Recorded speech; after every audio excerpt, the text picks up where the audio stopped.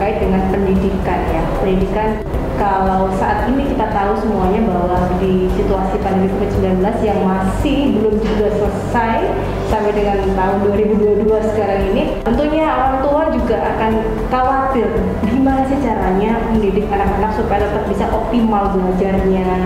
Kemudian banyak sekali persoalan-persoalan lain. Dan alhamdulillah sekali pagi hari ini saya sudah kedatangan tamu yang luar biasa sekali, yaitu Bapak Dr. Andes Ahmad Haryadi MSI dari Ketua Staian Najah Indonesia Mandiri Sidoarjo. Assalamualaikum Bapak. Waalaikumsalam warahmatullahi wabarakatuh. Gimana Bapak Haryadi, sehat Bapak? Alhamdulillah, sempat tidak nyaman sedikit ya. Tapi itu bagian dari nikmat yang mesti kita syukuri. Iya, betul. Tetap harus semangat Bapak ya. Tetap semangat. Bapak Haryadi, saya pengen ngobrol nih Pak, kita sharing nih Pak. Karena kita tahu saat ini memang kondisi pandemi yang masih belum juga selesai. Betul. Apa nih Pak kira-kira solusi yang bisa diberikan untuk atau cara mendidik anak-anak kita ketika menghadapi situasi yang seperti sekarang ini, khususnya orang tua? Oke. Pertama menurut saya ya, orang tua jangan ngambil alih peran guru, pasti nggak bisa. Itu yang pertama. Jadi mimpi orang tua jangan terlalu tinggi ya, biar nggak stres. Kalau mau ngambil alih perannya guru, itu berarti sekian banyak pengetahuan itu harus dikuasai oleh orang tua. Loh, lalu apa yang bisa kita ambil? Yang bisa kita ambil itu adalah peran fasilitator, salah satu diantaranya. Artinya bagaimana caranya biar kita bisa memfasilitasi anak-anak kita dapat belajar secara optimal ya. Karena kalau mau ngambil peran guru, bisa dibayangkan ya, untuk jadi guru itu berapa tahun kuliah atau berapa tahun mungkin kalau di ini pendidikan yang panjang, harus ada sertifikasi, nanti baru bisa ngambil peran guru ya. Nah itu akan jadi bikin orang tua stres. Mungkin banyak di sosmed gitu ya, orang tua yang sampai komentar, pokoknya nanti kalau masih saya yang disuruh ngajari anak-anak, saya nggak mau bayar SPP gitu. Ya. Oh, banyak itu ancaman-ancaman begitu. Karena di bayangannya dia mau menggantikan posisi guru ya. Padahal bisa salah malah caranya ngajar. Bayangkan kalau ada orang tua mau ngajari matematik ya. Bisa itu kira-kira ya yang terjadi saat ini. Jadi kenapa banyak orang tua agak tidak nyaman dengan kondisi ini ya, dengan keadaan pertama memang karena ini sesuatu yang baru ya, pandemi ini sesuatu yang baru. Kemudian yang kedua, orang tua juga tidak punya persiapan sama sekali untuk menjadi fasilitator yang baik dalam numbuh kembangkan anak-anaknya. Sudah kadung terbiasa menyerahkan itu ke sekolah. Yang penting saya bayar, titip, oke ya. Itu yang pada umumnya terjadi, jarang atau sedikit sekali lah orang tua yang terlibat dalam tumbuh kembang anak. Jadi bikin kaget suasana ini. Apalagi misalnya anak-anaknya ini yang usia dini nih Pak. Nah, apalagi ya. Ribetnya bisa dibayangkan seperti Ribetnya apa? Bisa dibayangkan. Guru TK saja saat ini ya, atau guru RA misalnya saat ini ya, itu masih banyak yang pola-pola pendekatannya pada anak-anak usia dini itu kayak pendekatan pada anak-anak dewasa ya, pada orang dewasa. Jadi anak TK dapat tuntutan untuk bisa baca gitu ya. Padahal kayak lagi peran kita itu posisikan sesuai dengan peran kita, maka kita akan nyaman. Nah, mimpi lain yang keliru dari kita itu adalah bahwa belajar itu ketika misalnya membaca buku lalu diberi ulangan ya. Jadi teks banget, ngafalkan ya textbook, ngafalkan, nanti ditanya soalnya, ibu kota Jawa Timur adalah gitu ya, kayak gitu ya. Itu proses belajar. Padahal kayaknya sama-sama tahu ya bahwa keterampilan pada saat ini yang dibutuhkan ya, itu satu, keterampilan di abad ini yang dibutuhkan kayak kita saat ini, keterampilan komunikasi ya. Kemudian yang kedua, keterampilan yang diperlukan itu ada kemampuan critical thinkingnya ya. Jadi kemampuan untuk kritis ya, logis, itu kemampuan kolaborasi, ya, yang gitu kita itu yang yang mesti sama-sama jadi mimpi para orang tua. Jadi keterampilan yang mau dilatihkan itu ke sana, bukan ke tadi itu ya, ngajari matematika lalu dia ngajari apa lagi yang itu sifatnya textbook ya. Pak Aryadi, artinya berarti kita harus memberikan atau memahamkan orang tua ini agar bisa mentranslate kepada anak-anaknya gitu. Betul. Sekarang saya punya pertanyaan nih Pak. Kalau misalnya ternyata orang tuanya ini dari mohon maaf SDM-nya yang memang kurang mumpuni. Nah seperti apa nih Pak? Lah, saya bersyukur ya, saat ini lagi ngetren banyak parenting, ya kan? Rajinlah belajar karena dunia ini berubah, teknologi ini berubah, banyak hal berubah. Kalau pengetahuan kita tidak lebih baik, maka kita sebenarnya sudah kelewat atau dilewati oleh zaman, dan kayaknya adanya kita itu sama dengan tidak adanya. Apa kira-kira kata kuncinya? Belajar. Ya, sebagai orang tua belajar.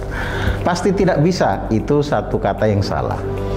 Di pipi kita, ketika kita belajar pasti kita bisa. Ya. Jadi harus ada kepercayaan diri juga dari orang tua. Jadi kata kunci untuk orang tua saat ini harus banyak belajar. Ya, bukan cuma orang tua, siapa saja saat ini harus banyak belajar karena perkembangan informasi itu begitu cepat. Ya. Pak, tapi kalau misalnya lantaran orang tua ini harus bekerja, mencari nafkah lah. Betul. Terus gimana? Oke. Sama ya, saya rasa belajar itu tidak harus bunyi-bunyinya baca buku ya. Kita bisa bertemu siapa, ngobrol, kita bisa memanfaatkan apa, mendengar. Jadi penting juga bagi orang tua untuk tahu belajar, bagaimana belajar. Ya, orang tua bagaimana kita memanfaatkan sumber-sumber informasi untuk meningkatkan kapasitas kita. Itu yang mesti kita lakukan. Kalau tidak, itu tadi ya, adanya kita hanya kayak tukang ngasih duit pada anak. Dan itu menjadi ada yang hilang, kasih sayangnya jadi hilang. Kemudian ukuran-ukuran nanti anak dengan orang tua itu ukurannya kayak ukuran jual beli, ya, sangat mungkin, ya. Bisa dibayangkan contohnya misalnya ya, sekarang itu sudah lagi ngetren ini misalnya anak-anak saat ini atau orang yang sudah mulai kaya saat ini itu sudah mulai mikir bagaimana caranya nanti orang tuanya ketika sudah tua itu akan dititipkan di panti-panti jompo. Ya. Loh, kok bisa? Karena yang penting saya bayar. Jadi kedekatannya itu bukan kedekatan kasih sayang seorang anak yang merasa nyaman ketika berkorban. Itu bisa jadi karena perkembangan anak itu dulu begitu mandiri. Artinya peran orang tua pada saat itu hanya posisi bayar. Oke, kemudian seperti ini Pak, orang tua ini kan diwajibkan untuk bisa kerja. Artinya untuk keluarga, untuk anak juga kan. Betul. Gitu, Pak. Nah, agak gimana ya Pak? Jadi waktunya habis ya. Kita sama-sama punya 24 jam. Betul. Ya. Waktu bekerja kita 8 jam. Betul ya? Waktu kita bekerja. Masih ada berapa jam dari 28 jam? Masih ada 16 jam. Ya kan? Menjadi dilema Pak, apakah saya bekerja? Saya hanya mempertanyakan membagi waktunya bagaimana, sedangkan pemahaman orang tua sendiri untuk mengajarkan kepada anak juga tidak semuanya orang tua ini bisa. Betul ya. Kita bisa milih memang ya kayak hidup ini pilihan ya. Saya kalau misalnya ekonomi itu begitu berpengaruh, artinya maaf, salah satu dari orang tua itu memang harus dua-duanya kerja misalnya ya. Kalau salah satu misalnya tidak bisa, itu berarti kan memaksa atau kondisi ini menyebabkan dia harus dua-duanya bekerja ya. Katakan itu terjadi, dua-duanya bekerja. Itu tadi ya, waktu itu 8 jam untuk kerja, sisanya masih bisa digunakan untuk anak-anak. Bagaimana? Sudah tentu pasti ada pengorbanan-pengorbanan kan, ada kecapean-kecapean, itu pasti karena itu adalah bagian ya yang kita pilih. Karena kalau itu tadi, kalau kemudian kita biarkan anak-anak kita ya, sentuhan kita nggak datang, itu akan terjadi seperti itu tadi. Ya. Jadi tetaplah beri kesempatan, ya. Sediakan waktu untuk bertemu, untuk ada waktu bersama mereka. Ya. Tadi tetap saya sarankan ada waktu untuk belajar. Ya. Kalau tidak, itu tadi semua akan ketinggalan dan semua kita akan kelewat. Ya. Dan peran kita untuk menjadi fasilitator pada anak-anak menjadi tidak ada. Ya. Padahal penting, dan menjadi fasilitator itu saya rasa yang penting kita dilatih jadi fasilitator. Itu mungkin ya. Jadi itu pilihan prinsipnya, orang tua bisa memilih mana kira-kira yang nanti tetap bisa memungkinkan dia untuk hadir pada anak-anak, ikut menumbuh kembangkan mereka. Cara pendidikan kita kembali untuk ke anak-anak 2 tahun inilah ya Pak. Kita mengambil pilihan nih misalnya, oke, anak saya mau saya taruh di homeschooling deh. Kira-kira seperti apa? Saat ini memang pilihan yang relatif nyaman untuk orang tua itu semacam homeschooling, ya. Pilihan yang relatif nyaman untuk orang tua. Kenapa? Waktunya tidak terlalu saklek ya. Kemudian perlakuan secara individual itu memungkinkan anak berkembang secara unik, ya. Artinya tidak diperlakukan sama dalam satu kelas, ya. Itu pilihan memang. Kalau itu bisa bagus, ya. Anak tetap mendapatkan layanan untuk tumbuh kembang yang baik. Nah, hanya saja ini kayaknya ya catatan juga ya dalam homeschooling itu, kalau kemudian homeschooling itu hanya pindah nama saja dari sekolah ya ke tempat yang lain, jadi kemudian perlakuannya sama seperti di sekolah, maka kehilangan makna homeschooling itu.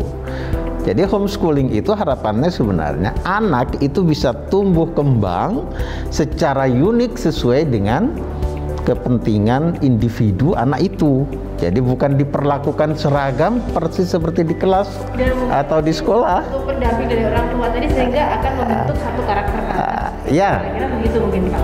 Kalau saat ini rata-rata sebenarnya homeschooling itu banyak dibantu oleh orang ya. Jarang orang tuanya sendiri yang melakukan menjadi fasilitator, jarang ya. Itu banyak dari luar. Jadi posisinya kayak sama dengan sekolah jadinya. Ya, tapi artinya sosialisasinya seperti apa Pak? Kan karena homeschooling kan hanya private gitu kan ya? Ya kayak gitu ya, betul. Sosialisasi baik ya. Saya kebetulan dulu juga sempat ngerintis ya, ada sekolah favorit lah di Surabaya yang saat itu dikecam atau dikritik sebagai asosial karena di sekolah itu kumpul anak-anak orang kaya yang sebenarnya itu bisa diprogram ya, jadi tidak bisa sampai kemudian kita katakan asosial. Jadi ada waktu-waktu di mana memang anak didamping untuk kemana, didampingi kemana sesuai dengan kebutuhan perkembangan sosialnya ya. Nggak mungkin kan kemudian anak kita kita tutup sendiri, tidak ada teman komunikasi. Kehidupan sosial itu bisa dilatih ketika anak itu main ke tetangga, pergi ke panti, ke tempat-tempat rekreasi ya, atau kemana saja itu bisa kita lakukan.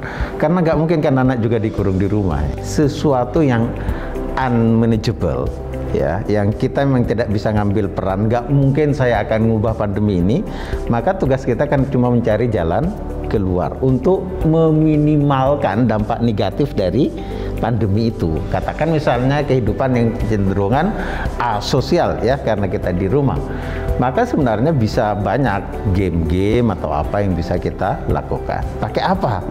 Saat ini kayaknya alat bantu banyak ya. Jadi kita bisa main di dunia maya, di internet, ada di macam-macam. Iya, betul. Jadi kita istilahnya sudah total aktivitas kita ya di platform digital tersebut, gitu kan. Iya. Oke, Pak, satu lagi nih Pak. Kalau tadi mungkin secara umum ya Pak, pendidikan secara umum lah.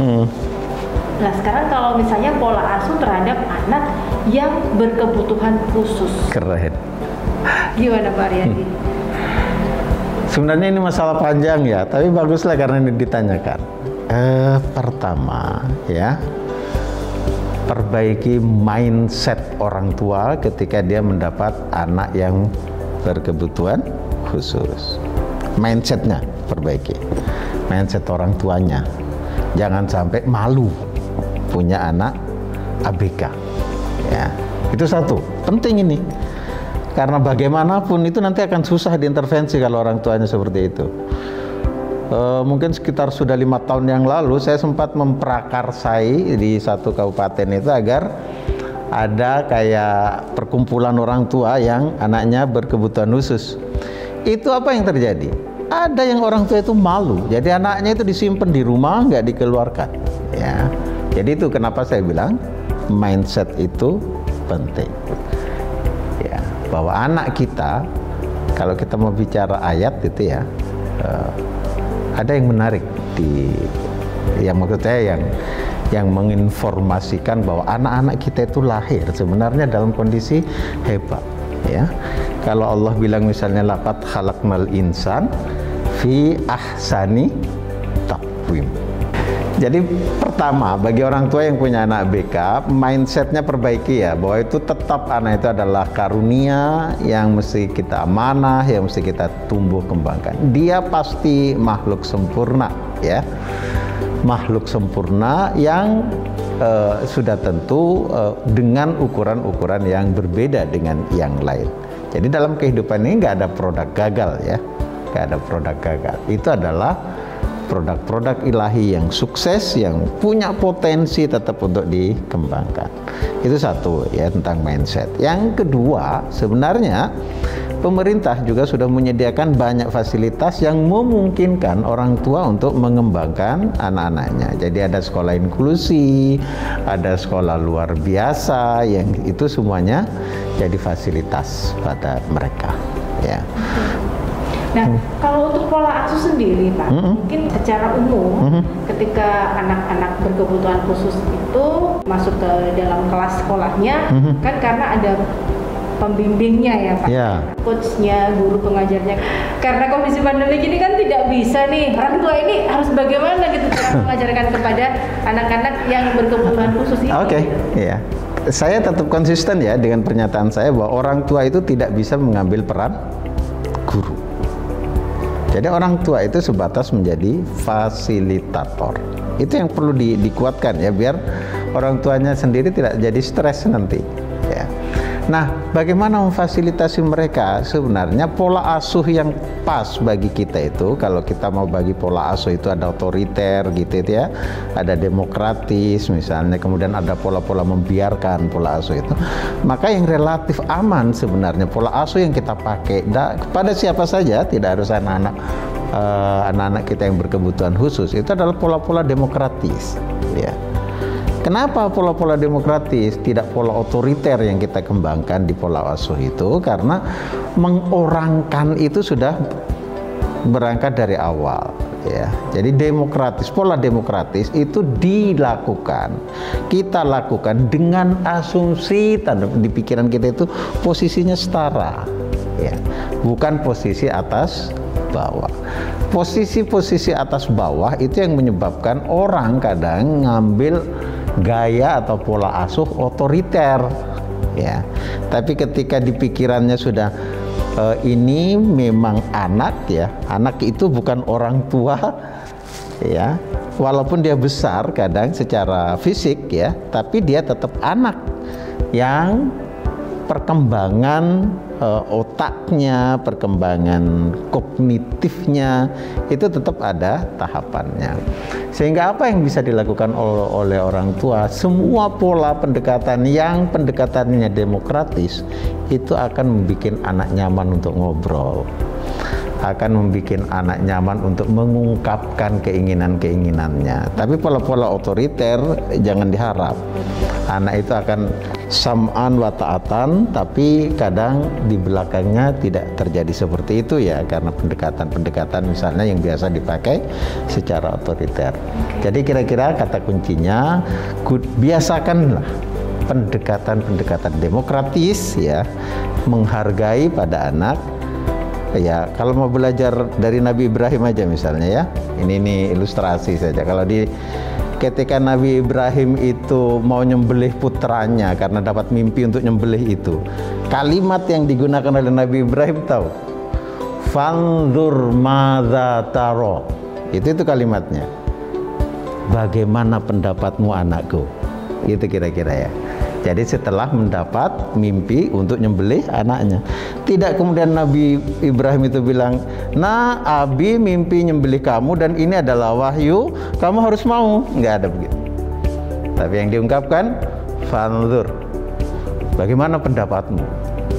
Itu sih kira-kira. Saya terima kasih sekali Bapak Ahmad Haryadi hari ini atas waktunya Bapak. Nanti kita akan berjumpa lagi di episode berikutnya. Saya Dian Kurnia pamit. Terima kasih.